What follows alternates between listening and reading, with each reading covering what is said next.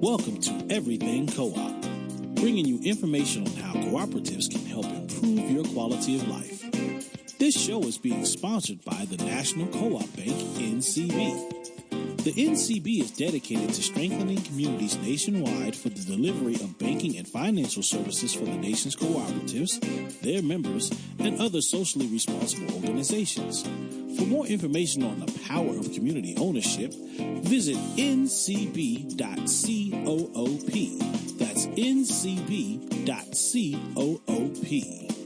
Now stay tuned for your host, Vernon Oakes. Good morning, everybody. This is Vernon Oakes. Welcome to Everything Cooperative this day. This is a beautiful Thursday, and we have on the phone with us Mr. Rodney North. Good morning, Rodney. Good morning, Vernon. Good to be talking to you again. It's a pleasure to have you on, buddy. I always enjoy our conversation talking about co-ops and how they benefit people. I understand that you are a consultant now in the Washington, D.C. area. Yep, helping co-ops or social enterprises who need help with either PR, marketing, or governance issues, trying to figure out who's going to decide what and how, and working out who's accountable to who. It's not something a lot of people talk about, but it's something more organizations ought to be thinking about, especially new ones that are still trying to figure out, not just, what's the product or the service that they're selling, but trying to figure out who's going to own this thing, who's going to be accountable, who's going to protect the mission. And so, I try to help people figure that out. Well, let me ask you this question real early on. Do you like what you're doing? I love what I've been doing, wow. Whether in the current role or before that, when I was a part of a worker-owned cooperative for a long time. And I know you know about that history. Mm-hmm.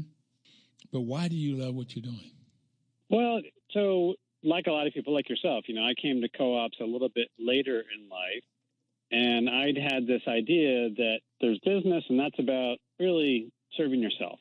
And there's nonprofits where you're serving others or the community or the environment.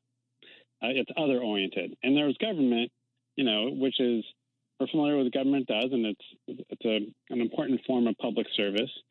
And I didn't understand that there was this fourth piece of the puzzle, this piece of the community called cooperatives, which are often working in the market, as for-profit businesses.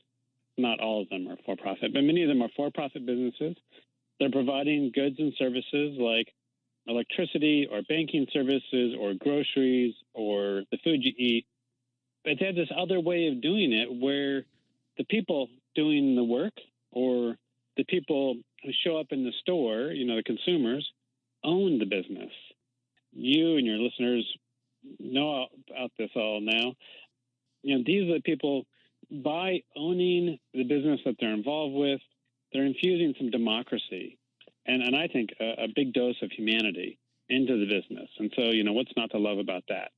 Wow. Thank you. You said that so wonderfully well, that if you're in a business, it can be a for-profit business.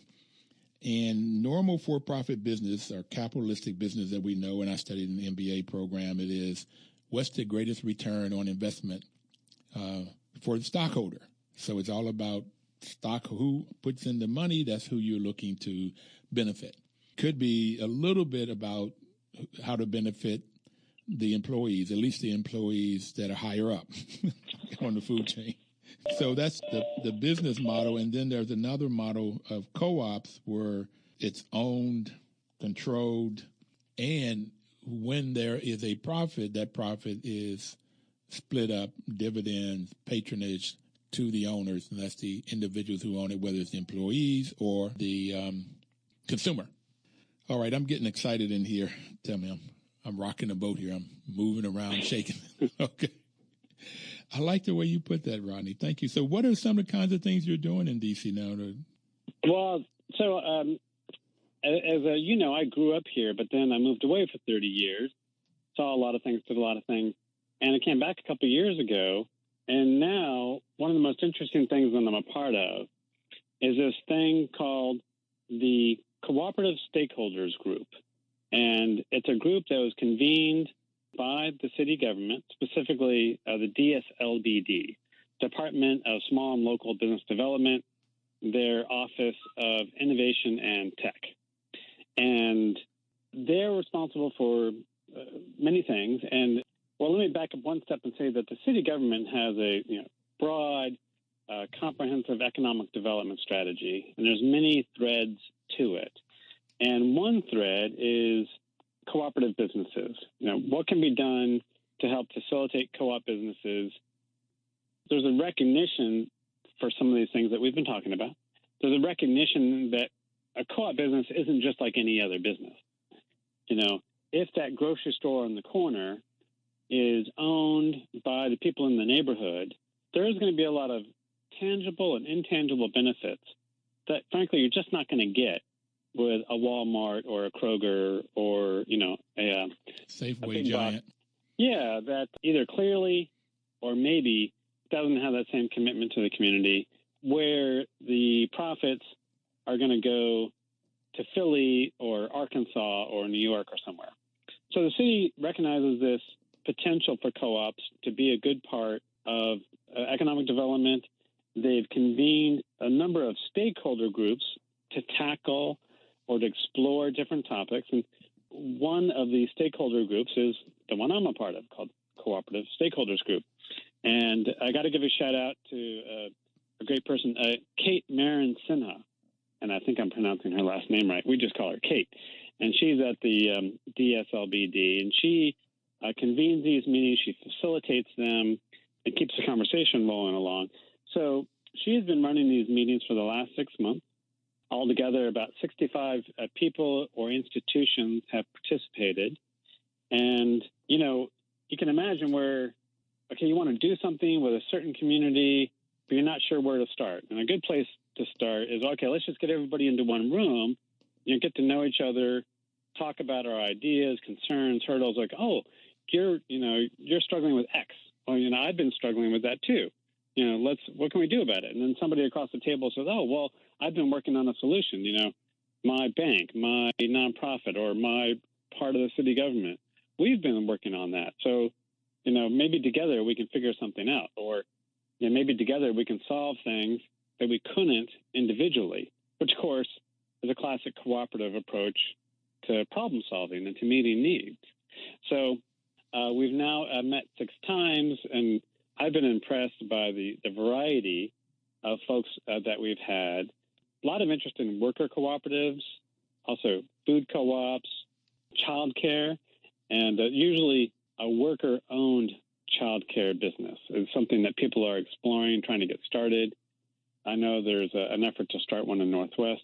But you have folks, again, from the nonprofit sector, financial, people like City First have participated, different arms of the city government, groups like My Brother's Keeper have been attending.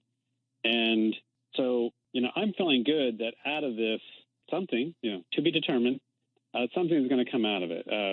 The co-op sector in D.C., I'd say in some ways kind of nascent. Still, it's in formation. Kind of. You said nascent? Yeah. So like budding. There are other cities that have more robust cooperative communities, like Philadelphia or Madison, Minneapolis, where co-ops are a bigger part of daily life. And in D.C., it's a funny mix. We have headquarters for all kinds of important large co-ops or co-op sectors. The headquarters for the National Credit Union, National Rural Electric Co-op Association. I know you've interviewed them a number of times. Of course, the NCBA, National Co-op Business Association, and so on. So you have these, large organizations that represent tens of millions of people potentially, billions and billions of dollars of business activity. Yet there aren't necessarily as many grassroots co-ops in the city. The housing co-ops are one exception to that. But, here are people trying to get together to say, what more can we do? Can the city play a constructive role? Or just by getting people together who share an interest, can we help one another and get the ball rolling in a bigger, more exciting way? So you all have met 6 times. What's going to happen now? Well, that was interesting. So the city, to their credit, when they started this last December for these different stakeholder groups, they'd said, we're going to hold these meetings, at least 6 of them, no matter, like, if nobody shows up, we're going to have a meeting 6 times. Now, if people do show up and there's some enthusiasm, we'll reevaluate. And so at our 6th meeting, it was clear, there is interest, there's public interest in this, there's enthusiasm. So we're going to keep meeting and keep working on this. We have a mission team because we're getting together. We need to articulate what specifically are we trying to do. So we're getting closer to articulating a mission. We have an events team because, we don't want just to be talking to each other, though that's great. We also want to be reaching out to, it could be entrepreneurs to introduce the co-op model. It could be to talk to, well, for example, coming up in a few weeks, on June 26th, I'm going to be leading a workshop, and you're a part of it, which I really appreciate, called How Co-ops Strengthen Neighborhoods. And it's hosted by The Hive, which is physically at the Anacostia Arts Center. And this will be a Monday evening at 6 o'clock, June 26th. And so that is the kind of event, or it's one of the kind of events that we'd like to do, to introduce the co-op model to whoever's interested. And other times it might be more focused. So I could imagine an event where we're trying to reach out to retiring business owners and introducing. Rodney, let me stop you here for a minute. I want to go back. You went over this event that's happening on June the 26th very quickly, and I want to make sure everybody heard that out there. Sure. And then we'll take a break. But on June the 26th, you're having a meeting at the Arc in Southeast D.C. Yep. Okay. And that's going to be at what time again? It's at 6 o'clock, scheduled to run until 7:30. And the host is a group called The Hive, and they're at the Arc. H-I-V-E, Hive? Correct, like a beehive. Okay. Yeah, they host a number of interesting workshops, and we'll be the first for their summer series. And that's at 1231 Good Hope Road, Southeast. So 1231 Good Hope Road on June the 26th from 6 to 7:30, and talking about the benefits of co-ops? Yeah, how co-ops strengthen neighborhoods. And we'll cover all the varieties of co-ops that might matter. It could be worker co-ops, housing co-ops, which best. We'll come back and talk about the different types of co-ops, but we have to take our first break right now. We'll be right back. Thank you, Rodney.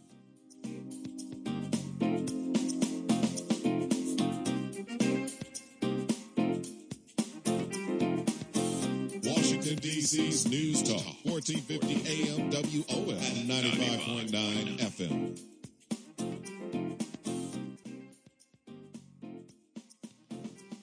Welcome back, everybody. This is Vernon Oakes. The program is Everything Cooperative, and we have Mr. Rodney North on the line with us this morning. Rodney is a consultant for co-ops and social responsible businesses to talk about the benefits. And right before we took break, we were talking about an event that's coming up on June the 26th.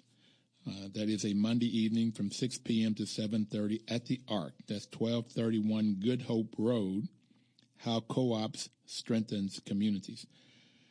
But we were talking about the different types of co-ops. So, Rodney, let me give my definition I've created since I've been on the program. Co-ops, most of the co-ops come in 4 variations. One is owned and controlled, democratically owned and controlled by the employees. It's called a worker cooperative. Therefore, any business you can think about could be a co-op. The IBM could be a co-op, or any business you can think of. So then the second type, if it's owned and controlled by the consumers, the people that buy the products and services, then it's called a consumer cooperative. And we have food co-ops, we have housing co-ops, we have credit unions that fall in that. And in Madison, Wisconsin, there is a health clinic that's owned and controlled by the patients. It's a patient-centric cooperative. Sets the rules, the policies for the business. So those are the 2 main type. And then there's the 2 on both ends of a business. That is buying co-ops. Farmers get together and create purchasing co-ops. artists get together and they do the same thing. They can purchase equipment or they purchase supplies that they need to produce the products that they will develop. And on the other end of it, you can have marketing co-ops. And Cabot Creamery is a marketing co-op. Land O'Lakes is where, in this case, farmers get together and they take their products to the marketing co-op, and the marketing co-op has the expertise to develop new markets, more markets, and pricing with the idea of getting the better price, and they can sell all of their goods. So is that a pretty good summary, Rodney? That is, and I think there's actually some exciting manifestations or exciting examples that may not jump out with that list. So going back to consumer co-ops, I think about the type of co-op sector that probably reaches, well, the second greatest number of Americans would be your rural electric co-ops, who I believe are reaching about 40 million Americans. If you were to measure the country in terms of mileage, sort of a surface area, 75% of the country is served by rural electric co-ops. These are mostly the rural areas. So, that's a huge co-op sector. There's also a well-known consumer co-op, though a lot of people don't realize it, called REI, the outdoor equipment people. So that's a consumer co-op. And then you have all these, well, and by the way, when you're thinking about some of those marketing co-ops, most of which are in ag, Ocean Spray, Sunkist, Blue Diamond, Organic Valley, and those are all examples there. And then you can imagine in those co-ops where their farmers are getting together not only to sell their milk and their cheese, but also to buy feed, to buy supplies. So the way the co-op helps the farmers can be manifold. And then you have all these businesses, like smaller independent businesses that have come together. And you think about, I know you've interviewed Gina Schaefer from Ace Hardware, where the mom and pop businesses are getting together, and 1,000 of those local businesses can get together to buy wheelbarrows and grass seed and gloves, whatever you sell at a hardware store. So they have group purchasing power, as well as they're getting together with their marketing. So they can market under one name, like Ace or True Value or Flooring America or Best Western. So, these are independent hotels and motels, but they collaborate under one brand and helps them to compete against Hilton and Marriott and stuff like that. Or really exciting co-ops like the Associated Press.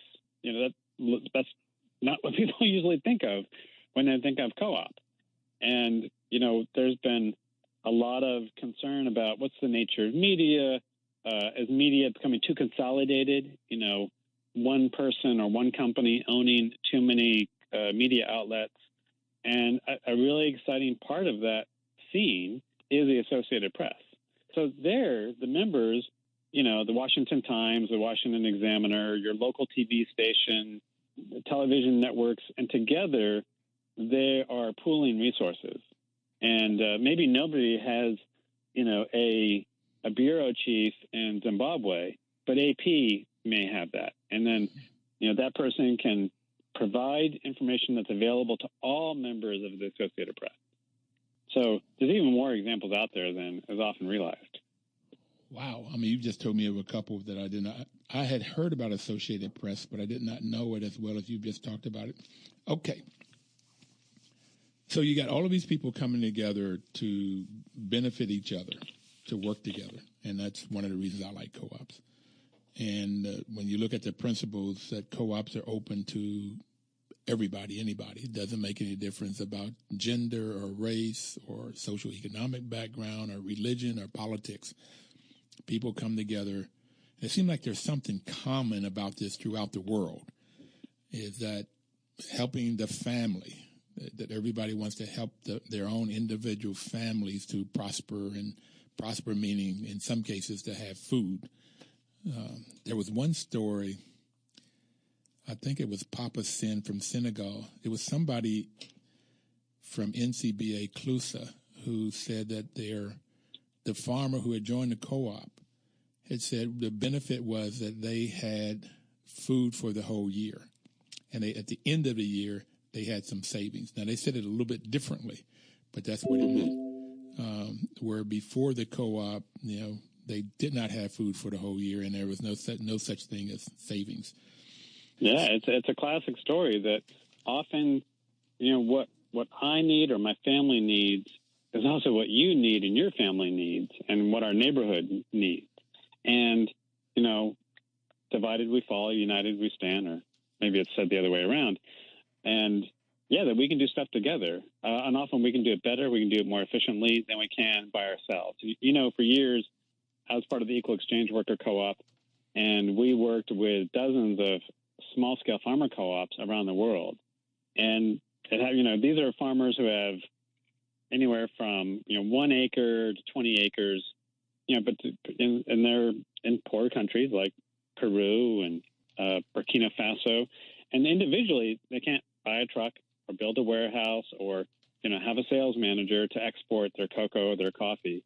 But together, 100 of them can pool their money, buy an old truck, buy an old computer so they can start trying to do some trading. They can communicate with the capital city. They can communicate with the outside world. And then they just keep coming together. And by the end, we were working with some co-ops who had tens of thousands of members, especially in East Africa. And there was just no way they were going to have the same kind of success just working on their own. We also hear a lot about India. In India, there's a lot of huge co-ops where people working together for the benefit of each other, which is... Yeah, I have to tell you this quick story. So I was speaking on a panel at the International Co-op Summit in Quebec City in 2014, and the other three gentlemen on the panel were from Singapore, I think France, Belgium, and India. And the Indian gentleman, I forget his name, but he is the executive director of the Amal Co-op, which is one of the world's largest cooperatives. It serves over 1 million members. These are dairy farmers, some of whom have a single cow, or maybe more. And together, they were doing something like $4 billion in business annually. It was all made up of these very small-scale farmers. But again, just through persistence and collaboration, they just kept building this co-op. I think maybe it went back to shortly after World War II. And they are by far the dominant dairy provider, dairy business in India. And if each individual farmer, where they have 1 cow or 10 or 20, could not do this on their own. And can't. You can't set up the refrigeration systems. You need something called a cold chain where you can keep the milk refrigerated, from the time it's picked up from the farm all the way to the refrigerator in the grocery store. And that's a lot of money. That's a lot of capital. And of course, a lot of coordination, especially when you're coordinating 1 million dairy farmers over a whole country. Yeah, that's not something you're going to do by yourself. But to get back to bring it back home to D.C., it's the same kind of problem where, you've seen it with affordable housing. A single low-income family can't by themselves, buy their one apartment in a big apartment complex. But when all the families are going together, if there's like a supportive policy environment from the city government and so on, if maybe there's access to, co-op friendly financing from, it could be a bank like City First, or getting financial support from somebody like Wycliffe. Or National Co-op Bank. National Co-op Bank. Yeah, of course. National Co-op Bank. We have to take our second break. I'm sorry. Sure. I'm sorry to cut you off because I get so engrossed in the conversation, I forget about breaks. Okay, we're going to take our second break, and then we'll be right back, and we'll talk about the low-income housing and how people come together to benefit each other where they couldn't do it by themselves. We'll be right back.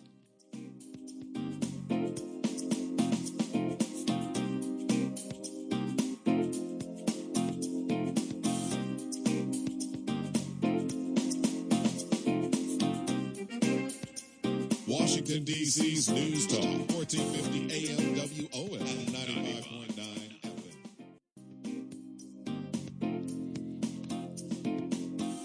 FM. All right, we have Rodney North on the phone with us this morning. I'm Vernon Oakes on Everything Cooperative. If you have any questions or comments, you can call in at 1-800-450-7876, 1-800-450-7876. And Rodney, before we continue the conversation about low-income housing in the district, if somebody wanted to reach you to talk about this program coming up on June the 26th, that's going to be at the ARC in Southeast, how co-ops strengthen communities, how could they get a hold of you? I'd recommend that they can email me Okay. at rsterlingnorth@gmail.com. That's a STERLING North. And also, they can follow me on Twitter. I'm pretty sure my Twitter handle is @Rodney Fairtrade. They can try that. Or I think if you Google me or if you search for me on Twitter, Rodney North, I show up. So that's R Sterling, RSTERLING North @gmail.com. Correct. Okay. How Co-op strengthens communities on June 26, 6 p.m. to 7:30 at the ARC, 1231 Good Hope Road, D.C. Yeah, Southeast. Fantastic. So we were talking before the break about how people can come together. You were talking about Amal, $4 billion, 100 million members in India come together to benefit themselves where they could not do it by themselves, and you switched to low-income housing in the district. One family couldn't do it, but by coming together, they could. Yeah. You want to finish that conversation?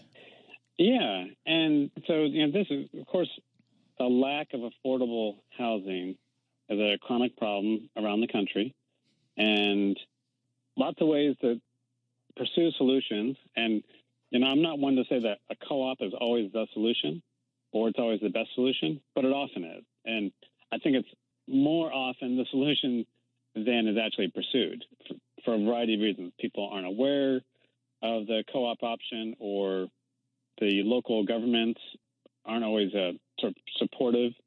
Often sort of the infrastructure around entrepreneurship isn't always conducive to co-ops. I know that back at Equal Exchange, for example, in the 80s and even through the 90s, we'd be trying to do something, and you go to lawyers, accountants, and they're like, I don't know what you're talking about. I don't know how you do that. So often the service providers or the, quote, experts aren't familiar with the co-op model, and therefore you just sort of get a bunch of blank stares instead of getting the support that you need. Or bankers are hesitant because they're not sure how this works. They're like, wait a minute, who really owns it? Like, who do I go to if I want to call this loan?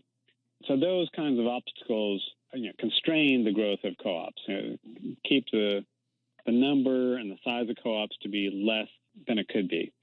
And that's one of the things we're trying to address with the co-op stakeholders group, is raise the awareness of the co-op model, to increase public support, business support, to increase sort of the city government's familiarity of the co-op model, so that they can do even more to sort of make it easier for co-ops to start up, easier for co-ops to grow, or simply easier for co-ops to hang in there and keep on doing what they're doing.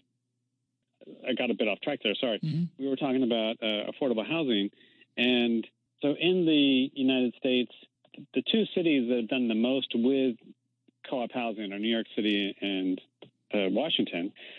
And I'd actually put the ball back in your court, Vernon, because you know the history and sort of the housing co-op community in D.C. better than I do. What would you say about, to what extent is it helping to provide affordable housing, and, what more might be possible?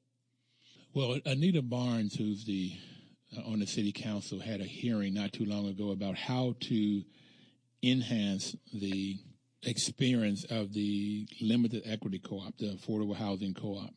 Because what's happening in the district right now with gentrification, and the price of housing goes up, the price of the land goes up, so that you have developers, sometimes it could be board members, sometimes it could be management, will come in and try to take over this property so that they can sell it and may perhaps tear it down and build something else, or make it not a limited equity co-op anymore so they can get higher rents and make money. So too often the money is the greed again, which causes the low-income housing to go away. And so she had a hearing to figure out how to do that. But sometimes the limited equity co-ops don't have enough monies to pay for a management firm, particularly if it's 4 units, 10 units, 20 units.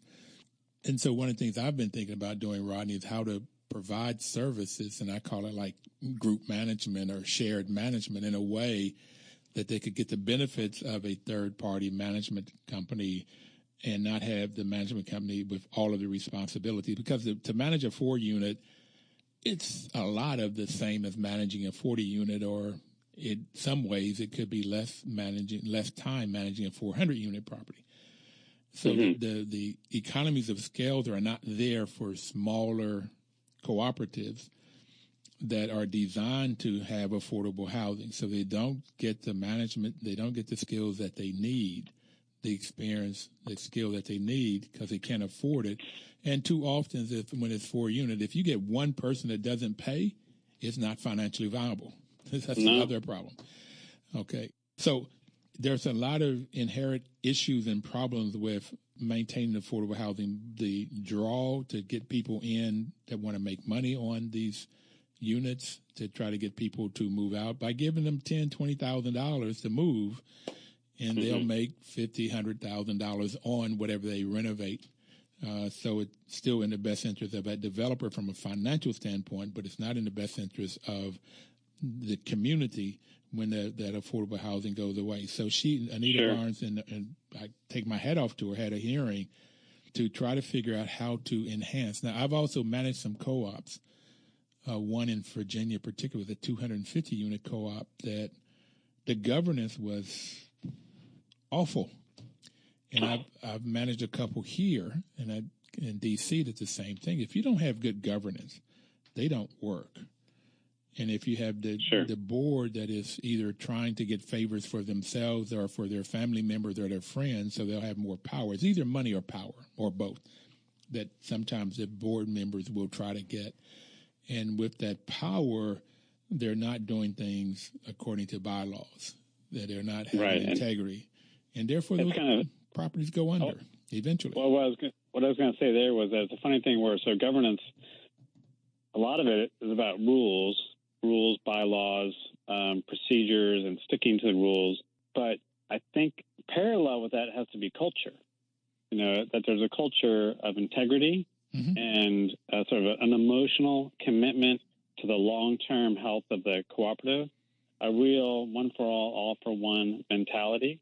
Because if you don't have that, all the rules in the world won't do you much good.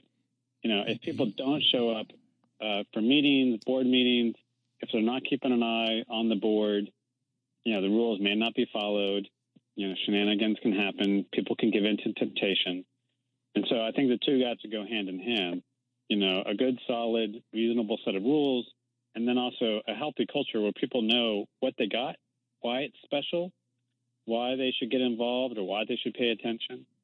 So I had a question about these really small housing co-ops. Well, before you answer, let me comment on that, what you just said first, and then we'll get to your question.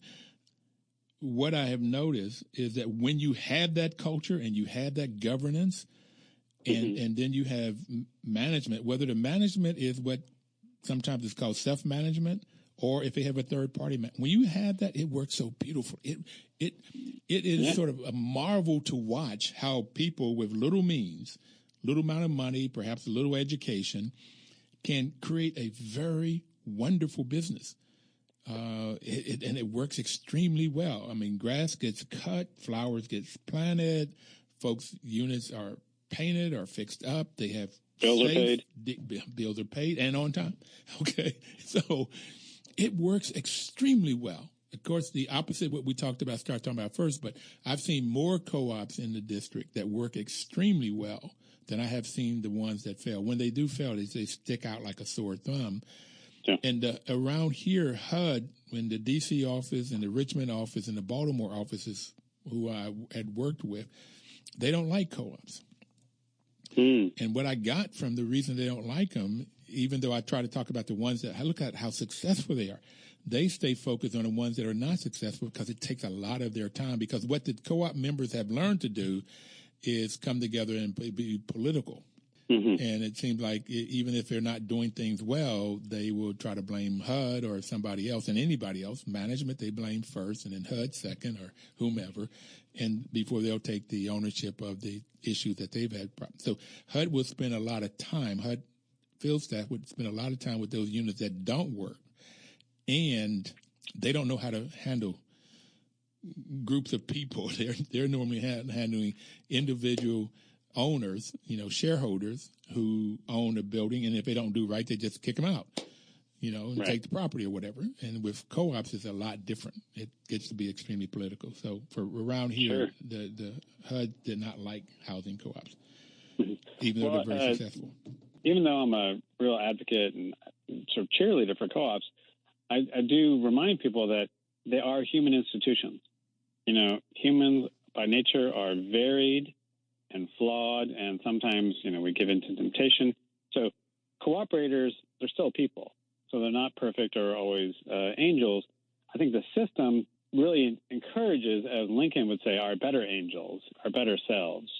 And that, some co-ops, they struggle either for, there's self-dealing or there's bad management. But every kind of enterprise, you have nonprofits, some of them are badly managed, or they're self-dealing. There was a story out of the United Way in Nebraska where, real shenanigans going on with the CEO stuffing his pocket. So you have it in nonprofits, you have it in the business sector, businesses that are badly run, and certainly that cut moral corners. But I think that if you were to take a survey of all the different sectors, that co-ops consistently deliver, you could say, better human performance, better delivery of services to the members, to the community, a lower frequency of bad practices, because I think the practice tends to bring out the best in people and to actively discourage, selfish. That's when you have that culture, And as I know talked about in other shows, there are 7 underlying principles to co-ops, and one is education. So this whole cooperative model just doesn't automatically work from day one. It requires education of the members. As I was saying before, what is it that they have? How does it work? How do they exercise their rights? What are their responsibilities to the cooperative? And that those co-ops that invest in that education tend to get better results. More engaged members, more loyalty, a better business performance. But it takes an investment, and not all co-ops either are farsighted enough to make that investment, or maybe they're so living hand to mouth they don't make the investment. But if somehow they can, it'll pay good dividends. Ronnie, we got to take our third and final break. Okay. And we'll come back and talk about the principles. And you had a question about limited equity co-ops. We'll be right back.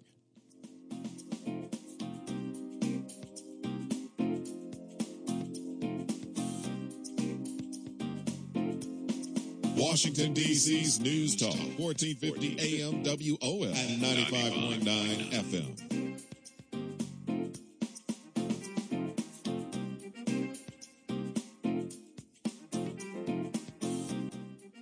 Information is power. That's why WOL is a great partner, because the National Cooperative Bank is sponsoring this program to give you information about cooperatives, the benefits of cooperatives, how you can learn about them, perhaps start your own, or go to REI. It's a new business, and they have an office here or a store here in the district. And with this information, if you use it, that's where the power comes.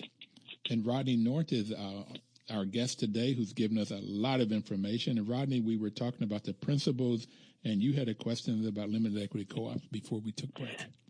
Yeah. So you were explaining how there are these very small limited equity housing co-ops, 4 members, 6 members, 10, and that the math doesn't work so well. It's hard for them to engage the management services like you provide. We saw something like this at Equal Exchange where, again, farmers, even 5, 10 together, still couldn't do some of the things that they needed to do. So imagine, so that they could sort of get out of their bind, they needed to build a warehouse. They needed facilities to process their crop. And so maybe this little co-op in one village would get together with other co-ops in other small villages nearby. And so they could form what we call a secondary co-op, little co-ops coming together. Could you imagine a situation where, let's say, 10 of these small housing co-ops, that together they could pool what they have to engage in a property management service to do some of the things that they need? Well, there was several co-ops on one street, and I was managing, let's say, 5 of the 7 of them. And I tried to approach that subject this was really early on, 20 years ago in the management. And so I approached that subject then about them I didn't think of forming a legal entity where they would all come into this co-op and then they could easier do it. And I was trying to figure out how they had representation from each co-op on their board or whatever. It wasn't, I did talk about it legally, but I could not get that done in enough time. And so I think it would be great. And that's what I have been thinking about now is how to either get something like that or get 10 of them to be on one contract and have shared management. I was trying to think of what they could do with the computer. They could probably pay their bills, and we do the reporting perhaps, or we do the collecting of the money and reporting. So there might be ways that we could share it. Well, I was thinking of the Community Purchasing Alliance, and I believe, was it Paul Hazen that you interviewed about that? Mm-hmm. So for listeners who hadn't heard that episode, over 100 churches and schools in the city or the Washington, D.C. area have gotten together to do things like buy electricity or to buy waste haulage services, landscaping services, photocopier services. Altogether, Community Purchasing Alliance is now providing over 8 such services. And so if churches, large and small, can get together, I was wondering if in the same model, these small housing co-ops, especially if you get to a critical mass, maybe it's not 10, maybe you need to get 20 or more together where they could buy management services or whatever it is that they need most. Well, it could be management service, electricity, trash hauling, all of the things you just mentioned. And also I like Community Purchasing Alliance is the panels, the solar panels. They have a process for doing that. And by the way, people can check them out at cpa.coop. I bought my copier machine with them, and what I really liked, and I got a firsthand experience under purchasing, is they had already vetted the contract. Sure. But when the salesman was talking to me, he gave me the original contract, and I went down and I'm going, no, I don't like this, and I don't like that. And he kept saying, well, this isn't in your contract because you're coming through CPA. I said, well, give me the contract that CPA has already vetted. Okay, so we don't have to go through this. Right. And that was really good. You have somebody that's an expert in this area, so I don't have to be the expert. And I got a very decent price and an excellent copier. We've had it 2 or 3 years now. So CPA and the Purchasing Alliance can really, really be helpful in this whole purchasing cooperative. Yeah, and that model. And by the way, my impression is it's in terms of fast-growing co-ops in the D.C. area, they may be our best example. They just hired 2 new people. Yeah. And I remember when there was only 1. So, okay, there may be up to 5 now. So, it's and they already have their eye on looking at replicating the model in other communities. So that would be very exciting, especially because they've taken, some of the things that we've talked about, food co-ops, housing co-ops, credit unions, have been around, some of them over 100 years. And what CPA is doing right now, to me, feels really innovative. Both, bringing together, like churches working together in this way on a business need, that seems new. And, they're driving down prices. So I should say driving down the cost for the churches, the schools, and then also making it easier for these organizations to do the right thing. one school may want to put on solar panels. They don't really have the management bandwidth to tackle it. And CBA takes care of a lot of that. Say, hey, if we can get 10 schools together, which is something they've done recently, we can give you this really great price, put solar panels on your roofs. You're going to get green energy. You're doing the right thing. The families at the school, the faculty will love it. The environment will love it. And you're going to lower your bills. So what's not to love? And with no out-of-pocket expense. Yeah. Okay. So one school probably could not have pulled that off. Rodney, we've talked about Cooperative Shareholders Group, but can you tell us about the DC Anchor Partnership? What's that all about? Yeah, so this is something new. Now, I believe that on your show you've talked to people about what was done in Cleveland, where anchor institutions, so these are institutions that aren't, by their very definition, they're not going to go anywhere. Your local hospitals, schools are the best examples. Unlike a business, they're not going to up and move. And they often handle billions of dollars in activity because they need a lot of stuff. They buy a lot of stuff. And the idea was, hey, could we, the community, direct the purchasing power of these anchor institutions to drive a certain end? Now, in Cleveland, the idea was, okay, they wanted to support work-around cooperatives, specifically around locally grown food through hydroponics and greenhouses, things like solar energy installation and laundry. Hospitals, of course, got their huge amount of laundry.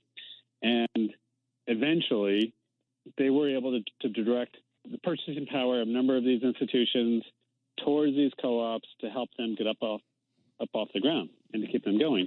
Now, other cities like Chicago and Baltimore have also pursued sort of a conscientious anchor program, but not always with co-ops in mind. So, for example, Baltimore seems to have a successful anchor program, but co-ops, there's not a co-op element to it. And in D.C., an arm of the D.C. government and a local group, I forget the acronym, that works on affordable housing, the city and this group are working together. They're looking at the Chicago, Cleveland, Baltimore examples, coming up with their own version for the city. And, something that I would like to see is that in one way or another, co-ops be a part of that anchor plan. So here's a bit of an example. So with CPA, they do landscaping services and other services, and one of their vendors is a worker cooperative called Tight Shift, which is mostly composed of returning citizens. And so it'd be nice if, When you say returning, you're talking about incarcerated folks that have been in jail, come back, and they can get a job with Tech Shift. Yeah. And so you can imagine if DC's anchor institutions, Howard and Georgetown and hospitals, whatever, if they could make a point of not just always going for the lowest bidder, but trying to direct some of their spending to support new worker cooperatives like Tight Shift. So it's just adding another sort of layer of thought to your budget and thinking about, if I spend my money over here, there's all these ripple effects about supporting local businesses and maybe a certain kind of local business like a co-op or a worker co-op. Well, I like the book Cities Building Wealth by Democracy Collaborative, who's also the group that helped the Cleveland group get started. They provided technical support. But we only have another minute. Yeah, and by the way, Democracy Collaborative is headquartered right here in the city. I thought they were at the University of Maryland. Well, I'm pretty sure their offices are now in the Northwest. Okay. Because I went to a party they had. Okay. Yeah. Well, let's give people your email address again, please, and your last word, because we only have a minute. Yeah, so it's the letter R Sterling North at Gmail, and that's Sterling spelled Sterling. And my last word is just, we got some good things happening with co-ops in the city. I'd say the energy is especially around worker cooperatives, and to some extent, food co-ops. I'd like to get the housing co-ops more a part of this conversation because there's so many people there, and we got to go. They have real needs. We got to go. Thank you, Rodney. It's a pleasure. Thank you, Vernon. We could use another hour. Thanks, everybody. Have a great week and live cooperatively. Washington, D.C.'s News Talk, 1450 AM WOL and 95.9 FM.